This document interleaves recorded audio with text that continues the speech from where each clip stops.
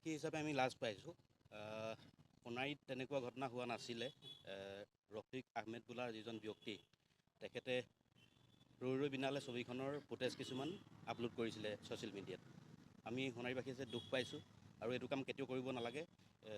ৰৈ ৰৈ বিনালে পৰিয়ালৰ লগতে অসমবাসীয়ে সকলোৱে বাৰে বাৰে কৈ আছিল যে ফুটেজবিলাক আউট নকৰিব, ছ'চিয়েল মিডিয়াত নিদিব, কিন্তু এজন জনা শুনা ব্যক্তিয়ে তেনেকুৱা কাম কৰিলে আমি ভাল পোৱা নাই। সোণাৰীবাসী হিচাপে দুখ পাইছোঁ। আজি আপোনালোকে থানাত এজাহাৰ এখন দিব লৈছে জুবিন ফিল্ম ক্লাবে।